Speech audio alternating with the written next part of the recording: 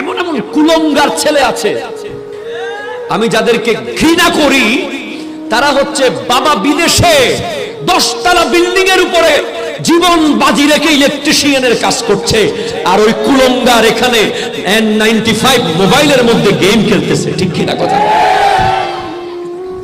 সে বদবক্ত, তার জন্য দুঃখ রয়েছে। তাকে ফোন করে আমার ছেলে স্কুলে গেছে, আহা মা কি আর মিথ্যা না বলে পারে? ওখানে টেনশন দিলে তো বাবা কিছু হয়ে যাবে, বলে গেছে, কিন্তু ছেলে গেছে ফি স্কুলে। ঠিক কিনা কথা বলেন না?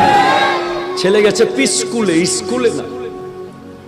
ছেলে, আহা আমাদের জামিয়াতে কয়েকটা ছাত্র আছে বাবা বিদেশ থাকে, এমন অ্যাক্টিভ, কেন জানেন? শুধু বলে আমার বাবা যেন এসে কষ্ট না পায়। তুই তোর বাপরে কি দিতে পারবি বল? তোর বাপ তো যখন আসবে তখন তো আর তুই দেওয়ার মতো কিছুই বাকি থাকবে না। সে তো বিল্ডিং বানিয়ে ফেলেছে অলরেডি, সে সব দিয়ে দিয়েছে তোর কাছে, সে কিছুই চায় না।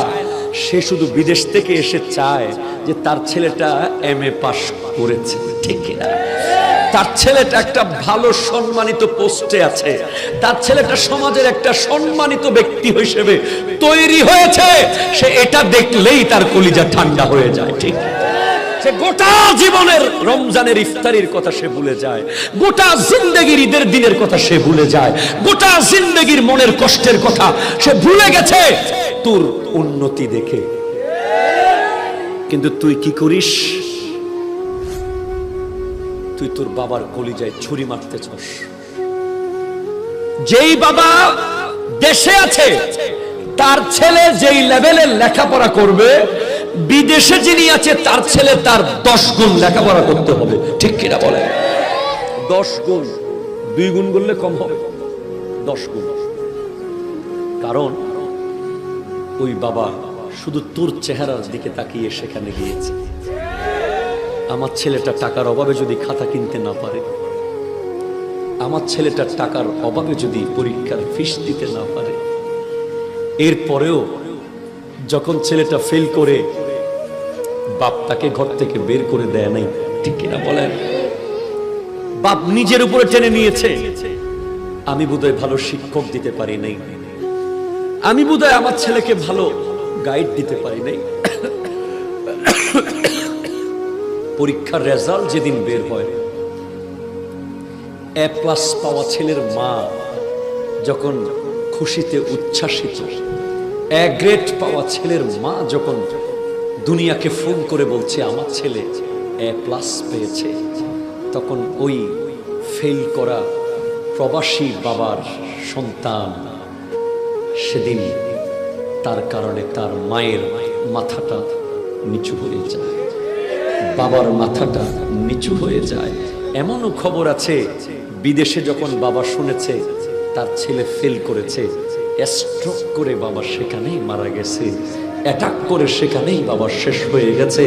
ওই নৃশংস নিষ্ঠুর দুনিয়ার সন্তান এয়ারপোর্ট থেকে বাবার লাশটা পর্যন্ত রিসিভ করতে যায় না, কারণ তাকে দিয়ে তো আর কোনো কাজ নাই, সে তো এখন টাকার মেশিন আর নাই। ঠিক কিনা কথা?